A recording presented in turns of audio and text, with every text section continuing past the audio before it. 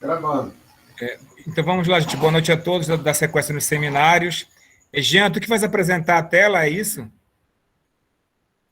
Sim, professor. Deixa eu compartilhar aqui. Compartilha logo a tela para a gente poder iniciar o tempo aqui.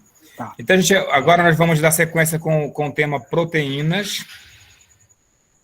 O Jean vai se encarregar de compartilhar a tela para que possamos dar sequência. Os demais já sabem, né? Vamos aproveitar e fazer uma pergunta, anotar direitinho aí no seu caderno, o slide. Aí, quando eles encerrarem a apresentação, nós vamos fazer mais uma vez uma discussão no final, tá? De comentários. Deixa eu ver aqui. Todo mundo está vendo a tela aí, gente? Todos estão vendo? Sim.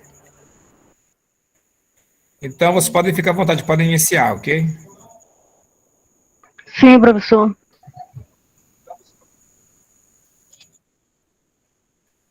Fique à vontade.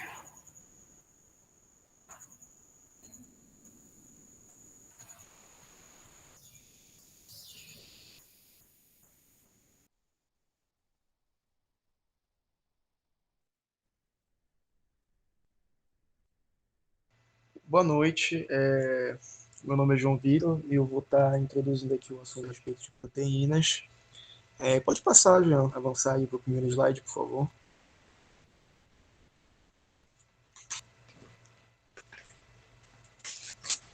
Pode passando, está preenchendo.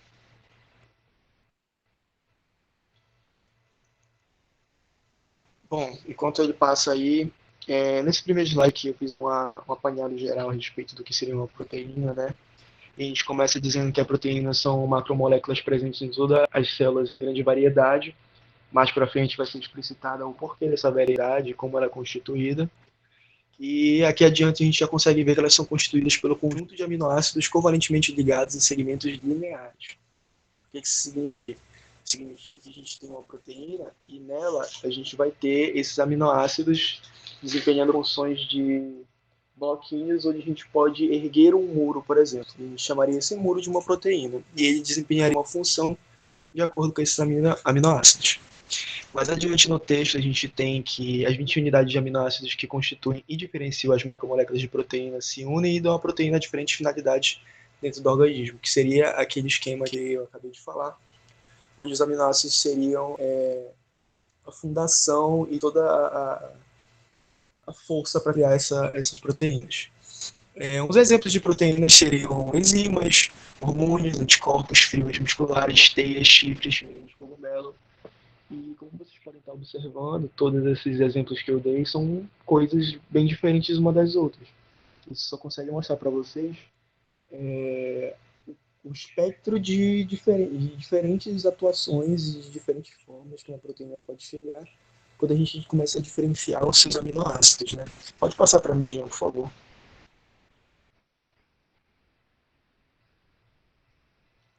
Pode ir passando até preencher. Agora a gente vai falar um pouco aqui sobre o que seriam esses aminoácidos, o que seriam esses tijolos que compõem essas proteínas, e a gente pode começar falando da constituição deles. Dentro dos aminoácidos, há a presença de um grupo amina, um grupo carboxila, uma cadeia lateral específica para cada aminoácido. Quando eu falo sobre como esses aminoácidos podem variar a constituição de uma proteína, eu consigo dizer que é por causa dessa cadeia lateral que todos eles se diferenciam entre si. E dentro dessa cadeia lateral, eu consigo analisar esses aminoácidos que a gente está colocando em determinados grupos lá para frente. Quanto à nomenclatura, a gente pode dar a nomenclatura do aminoácido pelas 3 primeiras letras do nome dele. Vamos agora para a classificação dos aminoácidos pode ser dividida em 5 categorias. Como eu falei para vocês, seria um jeito de organizar esses aminoácidos em tipos semelhantes entre si, e mantendo suas individualidades, como são eles que dão essa característica mais versátil da proteína. Essas categorias seriam apolares alifáticos, aromáticos, polares não carregados, carregados positivamente, carregados negativamente. Essas categorias, como eu falei, fazem parte das especializações e diferenças que tornam cada aminoácido único e com possibilidade de atuação em diversas áreas. Como vocês viram, a proteína ela não age em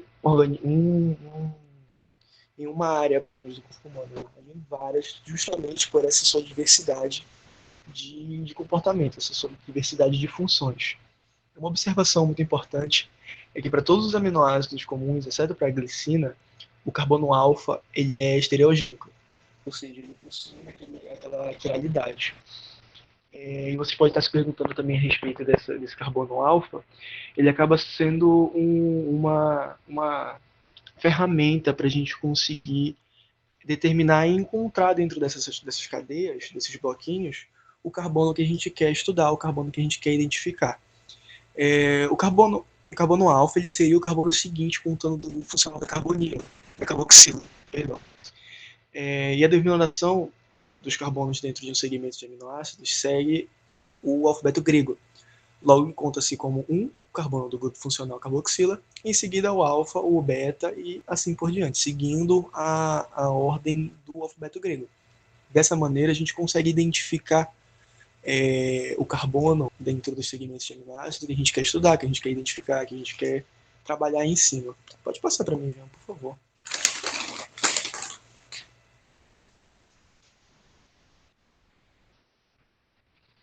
Aqui eu tenho uns exemplos de aminoácidos que seriam a glicina, como aquele que eu falei que não seria o único que não teria essa quiralidade.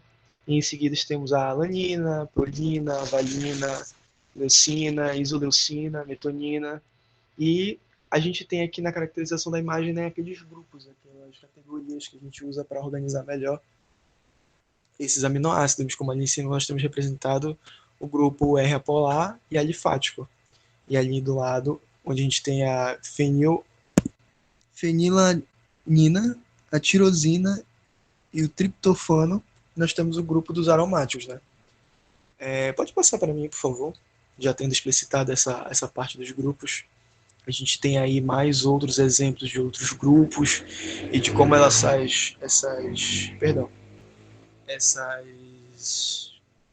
esses aminoácidos estão categorizados entre si. Passa para mim de novo, por favor. Vai passando até preencher de novo, por favor. A gente vai estar falando agora dos peptídeos. O que seriam os peptídeos? Como diz no texto, são denominados peptídeos cadeias de 2 ou mais aminoácidos que se ligam em uma ligação amídica, que pode ser denominada também de ligação peptídica, onde haverá uma eliminação de água e os aminoácidos se juntarão, onde começa a formação de um se ligando ao outro, se ligando ao outro, se ligando ao outro, para dar aquela construção, para no final a gente conseguir ter a nossa proteína, né? Quanto à nomenclatura desses peptídeos, a gente pode ser chamado de dipeptídeos, tripeptídeos, polipeptídeos, e essa mudança varia de acordo com o número de aminoácidos que estão sendo interligados, né? Como o exemplo que eu dei aí no texto seria o dipeptídeo está relacionado a um peptídeo com 2 aminoácidos, uma ligação entre 2 aminoácidos. Uma observação importante também em questão de nomenclatura, de nomes, é que esses aminoácidos dentro dessa ligação peptídica eles vão ser chamados de resíduos de aminoácidos. Mais alguma coisa nesse slide aí, Jean? Ou esse é o final?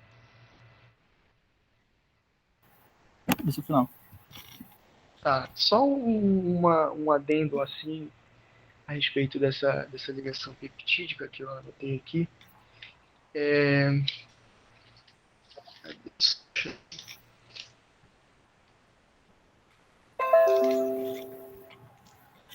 Ela ocorre dentro do grupo amida. Perdão, eu vou pular essa parte que eu ia me introduzir agora na ligação peptídica, porque eu não quero dar nenhuma informação errada e eu não estou conseguindo ter acesso aqui aonde eu anotei essa observação que eu ia contar agora.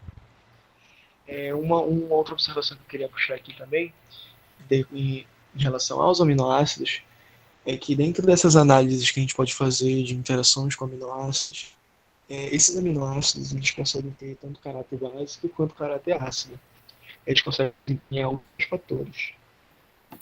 E em relação a gente pode estar avaliando isso naquelas situações que a gente verificar melhor, verificar e estudar melhor as características dos aminoácidos que a gente está em questão. Eu vou passar a palavra agora para os colegas, e eles vão poder aprofundar mais um pouco melhor em que tange a classificações e a outros exemplos de onde esses aminoácidos e essas proteínas são colocadas com mais eficiência. Boa noite. Eu vou falar sobre a classificação de proteínas, tá? As proteínas podem ser classificadas de várias maneiras, tá? Duas delas são quanto à composição e quanto à conformidade. Um segundo que a internet está muito lenta.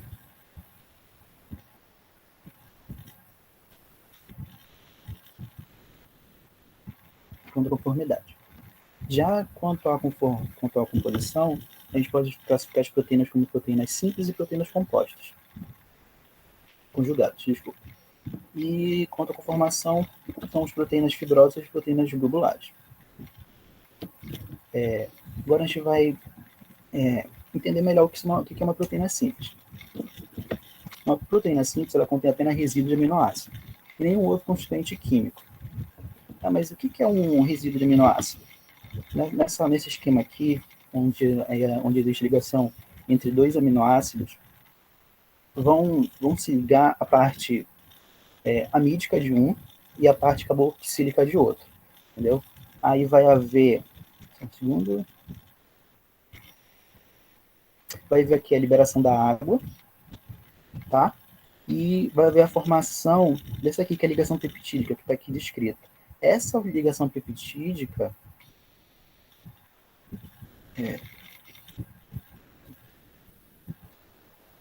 isso bem aqui, o que caracteriza um resíduo de aminoácido, tá?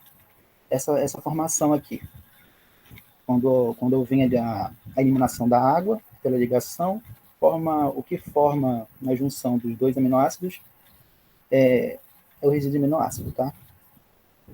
E um exemplo de proteína simples, eu trouxe aqui, que é a quimotricipina, tá? Ela é formada só por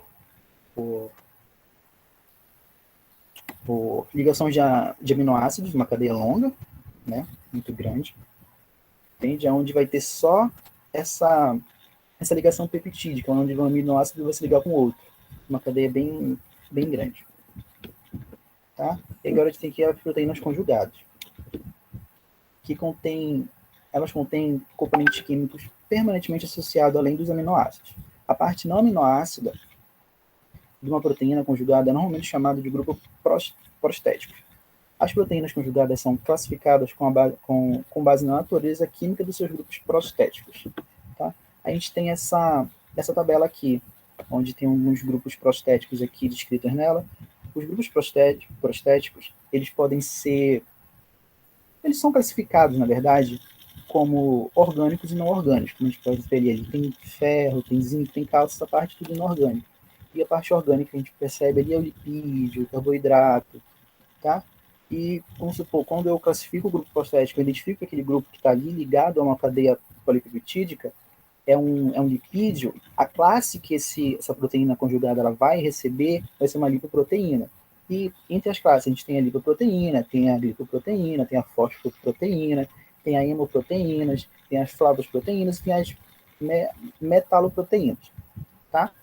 Duas que eu quero destacar aqui, dessa parte das proteínas conjugadas, é a hemoglobina, que ela está ali na classe da hematoproteínas, tá?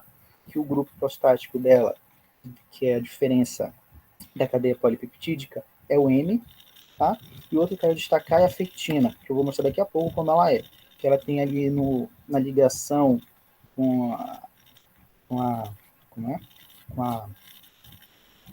a cadeia polipeptídica, o ferro, tá?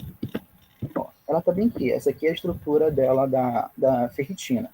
Tá? A gente percebe aqui essa coloração que eu posso falar que ela é um pouco verdeada ou azulada. Não sei te falar acho que é um pouco verdeada, para falar a verdade. E temos essa parte vermelha aqui, essa parte ela é a parte da ligação polipeptídeo, a cadeia polipeptídica dela, tá? E a gente percebe meio no meio tem um cristais de ferro, entende? Ligada nessa cadeia polipeptídica, certo? Então, a diferença entre uma proteína simples e uma proteína conjugada vai ser essa substância, esse componente orgânico e inorgânico ligado à cadeia polipeptídica. A gente sabe que a cadeia polipeptídica ela tem um grupo amina, ela tem um grupo carboxílico, mas é natural. Entre aquelas 20 que foram apresentadas, elas vão estar constituídas em todas as cadeias polipeptídicas. Quando entrar outra substância na cadeia polipeptídica, como ferro, multivídeo do cálcio e lipídio, carboidrato, eles vão ser uma proteína conjugada, não é original daquela cadeia polipeptídica, então essa proteína acaba se virando uma proteína conjugada, tá? Deixa eu falar das proteínas fibrosas. Aquelas duas proteínas que a gente viu, tanto a simples quanto a composta, elas estavam na parte da proteína classificada como composição. Agora a gente vai para a parte das proteínas classificadas com a conformação, tá?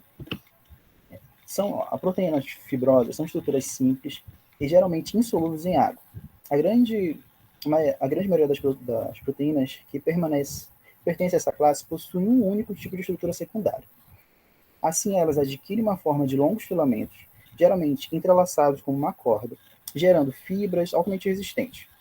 Por esse motivo, essas estão adaptadas para exercer função estrutural. Exemplo, a gente tem como exemplo o colagênio, a queratina e a elastina. Eu vou mostrar para vocês aqui a estrutura do colagênio. Tá? O colagênio que a gente encontra naturalmente é representada por essa C, onde ela é constituída de três hélices. Tá? Aí que está diferenciada pelas cores, que é a cor roxa, azul e cinza. Tá? A representada ali pela B, ela já é uma dessas hélices dela. E a representada pela C ali, ela é, como posso falar? Ela é a parte não atômica, porque se você olhar para B e para C, ela está mostrando ali a estrutura atômica dessa proteína. Eu tinha falado das proteínas globulares.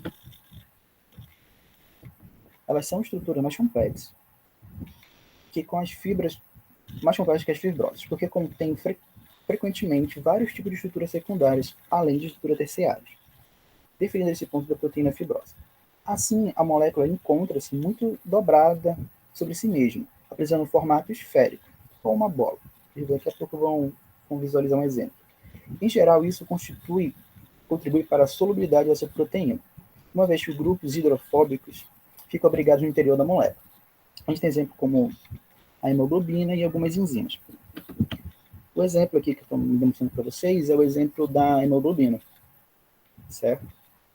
Como vocês podem perceber, ela parece uma esfera, né? Não bonitinha, não uma coisa redonda, bonitinha, mas ela tem um formato ali esférico, um formato de uma bola, vamos falar assim, tá? E eu quero que eu destaquei quando eu estava falando de proteínas conjugadas, que tem a cadeia polipeptídica, e dentro da proteína conjugada tem um elemento, uma substância que não é daquela cadeia polipeptídica, ela não é original daqueles aminoácidos lá, os 20 aminoácidos primários. Nesse caso aqui da hemoglobina, é o M, que é essa parte vermelha que vocês podem ver, tá? Essa aqui, vocês podem perceber, é a 4 delas, né? Esses quatro M's aqui ajudam a hemoglobina a transportar oxigênio pelo corpo. Então, uma molécula de hemoglobina consegue transportar 4 moléculas de oxigênio. Mas, uma coisa que eu quero que fique claro, que entenda, é que uma proteína globular, as proteínas, na verdade, assim, eu quero que vocês entendam que as proteínas em si, elas não vão só ser classificadas como, essa proteína ela é simples, acabou. Essa proteína ela é composta e acabou. Não. Essa aqui é uma proteína globular, e ela também é uma proteína que a gente pode denominar de proteína composta. Composta não, conjugada. Porque ela tem um elemento, uma substância diferente da original, daqueles aminoácidos. Tá? Outro ponto que eu quero falar é essa aqui que está sendo mostrada aí, é a hemoglobina. Só que a estrutura quaternária é a hemoglobina. Só que ela está na estrutura atômica. Tá? Vou falar um pouco, rapidamente, porque toda a minha apresentação eu falei um pouco sobre estrutura, e eu defini direito o que é as estruturas. Aqui a estrutura primária, ela é dada pela sequência de aminoácidos ligada e ligações peptídicas da molécula. Forma um arranjo linear, como é demonstrado aí. O elemento mais importante de uma estrutura primária é o resíduo de aminoácido. Tá? Já a estrutura secundária, que é essa formada de hélice aqui, ela é dada pelo arranjo espacial dos aminoácidos próximos entre si, na sequência primária das proteínas. Ocorre graças à possibilidade de rotação da ligação entre os carbonos alfas, dos aminoácidos e dos grupos amina e carboxila. A estrutura terciária aqui é o resultado do enrolamento dessas hélices, sendo estabilizada por ponte de hidrogênio e ponte de sulfeto. E literalmente ela é um dobramento da proteína, adquirindo sua forma estrutural tridimensional. Já a estrutura quaternária, quando uma estrutura quaternária, ela vai ser denominada quaternária quando ela tiver duas ou mais estruturas terciárias, duas cadeias polipeptídicas formando a proteína. Eu só vou voltar aqui para vocês perceberem uma coisa. Essa aqui é a molécula, é a proteína da hemoglobina. Ela é formada, se vocês perceberem, por uma hemoglobina beta, duas hemoglobinas betas e duas hemoglobinas alfas. Tá? Então, ela se dá uma estrutura quaternária porque ela tem ligação de 4 cadeias polipeptídicas. Tá? E, seguindo aqui, são algumas proteínas existentes no nosso corpo. Aqui no canto direito, a gente tem o colagênio, a gente percebe ele é bem diferente das maiorias das outras proteínas que estão aqui, que ela é a proteína fibrose, uma proteína simples, que não tem nenhum outro constituinte além dos aminoácidos. E aqui a gente tem como exemplo, a gente tem a hemoglobina, que foi demonstrada. A gente tem a quimiotripsina, aquela estrutura que eu mostrei da quimiotripsina, ela é só uma estrutura terciária, tá? É uma delas. É uma estrutura terciária da quimiotripsina, é só uma parte dela, certo? Porque ela realmente é assim, ó. Então, a gente pode perceber que nas proteínas, a gente vai ter proteínas simples, como a quimiotripsina, que ela é uma proteína globular. Assim como a gente vai ter uma proteína globular, como a hemoglobina, que ela é uma proteína conjugada. Tá? Agora eu vou passar a palavra para meu colega.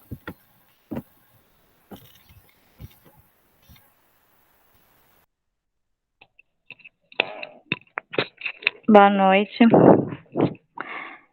Eu vou dar continuidade na apresentação aqui e vou falar um pouco sobre as funções das proteínas. Bom, sabemos, né, que as proteínas ela é de extrema importância para o organismo como um todo, né, pois elas ajudam no crescimento e na manutenção dos tecidos. Elas também determinam a forma e a estrutura das células e coordenam quase todos os processos vitais, compondo cerca de quase 30% do corpo dos organismos. Esses 30% por exemplo, as substâncias orgânicas que é encontrada em maior quantidade nas células animal, as proteínas. E já nas células vegetais são os carboidratos. Aqui nós trouxemos os tipos de proteínas, né, que dependendo da função do organismo, as proteínas são classificadas em 2 grandes grupos. Pode colocar aí, Jean, por favor. Aí nós temos as proteínas dinâmicas ou ativas, né, proteínas estruturais e as proteínas estruturais. A proteína dinâmica ela realiza diversas funções, como a defesa do organismo, o transporte de substância, catálise das reações, controle do metabolismo. E trouxe como exemplo aí a proteína globular.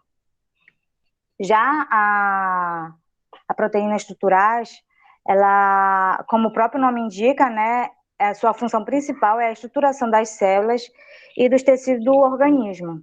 E eu trouxe aí como um exemplo a proteína fibrosa. Pode passar. Pode passar. Aqui eu elenquei, eu selecionei, né, as principais funções das proteínas que iremos discorrer aqui na apresentação, né? Que são a estruturação das células, fornecimento de energia, catalisador de funções biológicas na forma de enzimas, regulação do processo metabólico, armazenamento de substâncias, transportes de substâncias, construção e reparação de tecidos e músculos, defesa do organismo na forma de anticorpos, produção de hormônios e neurotransmissores. A gente vai falar algumas dessas funções aqui. Pode passar. Aqui eu coloquei essa imagem que eu achei ela importante, né, didaticamente falando, porque na imagem dá para perceber que a estrutura funcional da proteína, ela é a partir da terciária, né? Ou seja, é a partir daí que ela assume a função dentro do organismo. A gente vê aí que tem a estrutura primária, secundária, aí a partir da secundária vai para a terciária, que vai começar as funções que eu já havia falado lá no início, que é a regulação, estruturação, movimento, entre outras. Pode falar. Pula aí.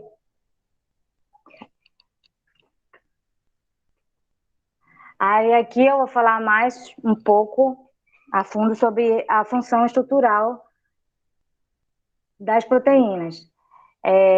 Algumas proteínas, elas constituem estruturas celulares. Eu coloquei aqui algumas que são as glicoproteínas, as histonas, a actina e tubolina.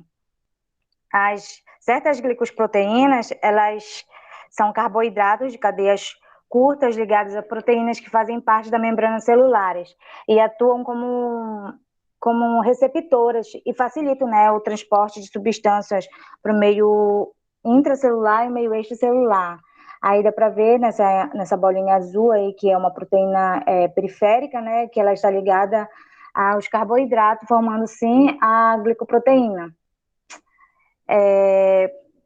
Nós temos as histonas também, que é essa figura ao lado aí, onde tem essas bolinhas amarelas aí, elas fazem parte do cromossomo, né, auxiliando especialmente no enrolamento desse DNA.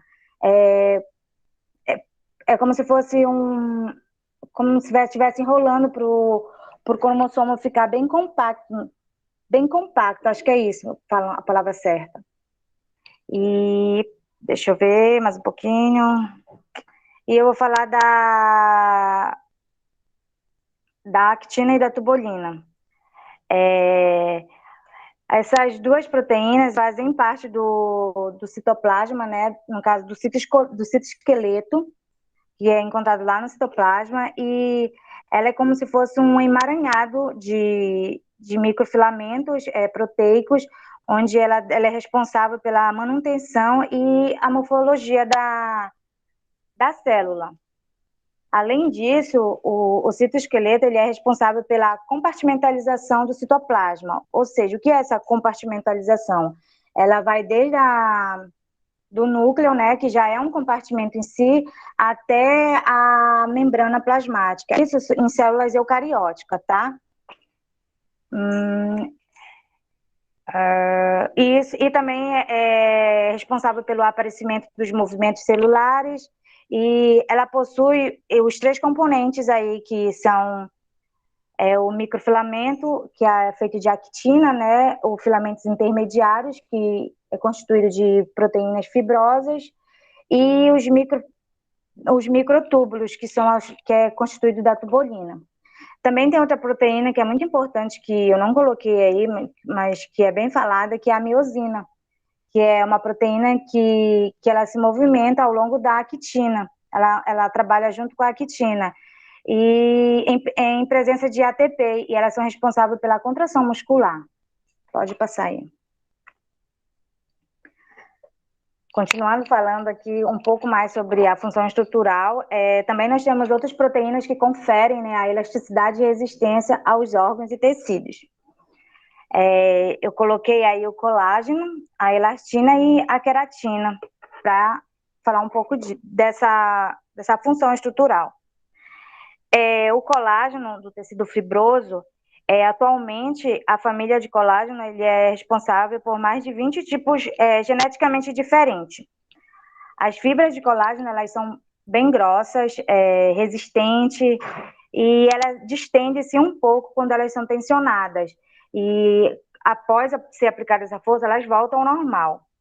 Elas estão presentes, por exemplo, nos tendões, na derme, na cápsula de órgãos, na cartilagem fibrosa e nos ossos. Aí vamos falar da elastina. A elastina, ela é uma fibra elástica de longos fios de proteína, elas são mais finas que o colágeno, né? Elas conferem elasticidade ao tecido conjuntivo, elas completam a resistência da fibra colágeno, elas trabalham em conjunto, tanto o colágeno como a elastina, para dar um resultado melhor para o organismo. E ela é encontrada em pequena quantidade na pele, na parede das artérias, nos pulmões e no intestino. Aí abaixo nós temos a queratina, da derme, né, que é uma proteína fibrosa que apresenta características de conformação rígida, elástica e é impermeável à água. Ela é de origem animal e é encontrada na epiderme dos vertebrados. E em alguns é encontrada em alguns anexos epidérmicos, como a pele, unha, cascos, penas e escamas. Essa fibroína que está entre parênteses aí, ela é uma proteína que é fabricada pela aranha e o bicho da seda, onde elas utilizam para fazer a teia, né, no caso da aranha, e o casulo, no caso do bicho da seda. Pode passar aí, João. Jean. Aí aqui eu também tenho outra função, que eu vou falar um pouquinho, que é a função energética das proteínas. As proteínas, elas apresentam muitas funções nos seres vivos. Em certas condições, podem ser apresentadas como fonte de energia. Elas contêm 4 calorias por grama. No entanto, a última coisa que o organismo deseja usar para obter energia é a proteína. Esse tipo de nutriente é amplamente valioso e utilizado em todo o corpo. A gente sabe, a gente acredita, né, e sabe, muitas pessoas sabem que o carboidrato e as gorduras, elas são muito mais adequadas para fornecer energia, pois ela mantém no corpo reservas como combustível, né? E, além disso, elas são metabolizadas de forma mais eficiente em comparação às proteínas. Existem 2 outras formas menos comuns de se utilizar as proteínas como fonte de energia, que é a produção de ATP e a produção de glicose. Na primeira, que é a produção de ATP, a proteína ela pode ser quebrada e usada como combustível, como fonte de energia para a produção de ATP, que é a adenosina trifosfato. Mas, como já foi mencionado, né, esse não é um processo desejável, pois elas desejam, vamos dizer assim, elas preferem utilizar as gorduras e os carboidratos. Já na segunda, que é a produção de glicose, ela é menos comum e esse mecanismo ele é utilizado pelo organismo para assegurar que os níveis sanguíneos de glicose não se tornem muito baixos para a manutenção do organismo. O uso da proteína para a síntese de glicose ocorre quando esses níveis sanguíneos dessa substância não podem ser mantidos pela dieta de carboidratos, pelo glicogênio e não pode ser armazenado, né? Pelo glicogênio, carboidratos e o glicogênio armazenado. De fato, a proteína ela fornece muito pouco dessa necessidade energética em condições normais. No entanto, no caso de estado de jejum, quando a pessoa fica de 18 a 48 horas sem a ingestão de alimento, o organismo destrói o músculo para que os aminoácidos possam fornecer energia àquele organismo. Isso acontece muito quando aquelas pessoas que eu acho que está na moda agora, o jejum intermitente, onde as pessoas passam horas, 12, 18, 24 horas, até bem mais do que 24, sem nenhuma ingestão de alimento, e isso acaba acontecendo quando a pessoa perde o foco ali, né? E o músculo, ele acaba destruindo o músculo e os aminoácidos passam a fornecer energia. Aí eu acho que é isso. Eu vou passar para o colega.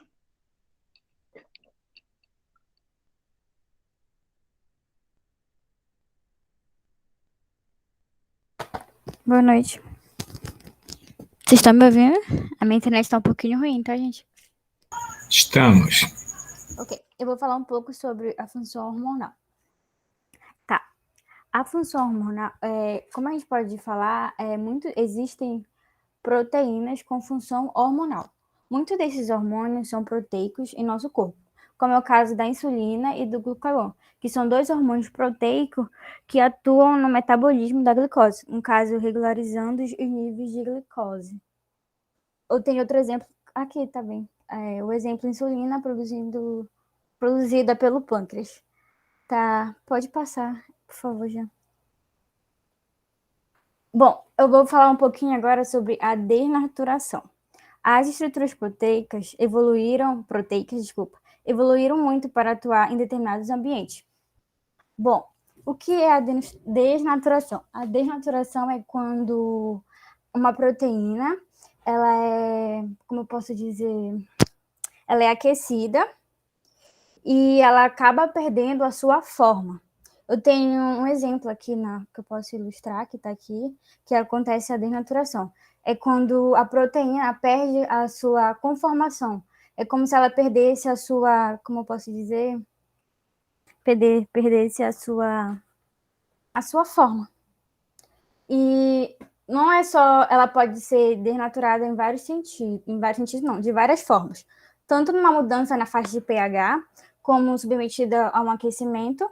Eu tenho um exemplo aqui no que acontece no nosso cotidiano, que é o ovo quando ele é cozido ou frito. O que acontece quando ele é cozido ou frito? Dentro do ovo tem uma clara. Dentro da clara, na verdade, tem uma proteína chamada de albina, isso. E essa proteína, quando ela é aquecida, é levada ao fogo, ela vai desnaturar. E é isso, gente, sobre a desnaturação. E, bom, um pouco da proteína, a gente pode encontrar a proteína em vários lugares, em várias situações, tanto no nosso alimento, como, por exemplo, no feijão, na carne de frango, na carne de boi, nos laticínios, que é nos leites. E é isso, gente.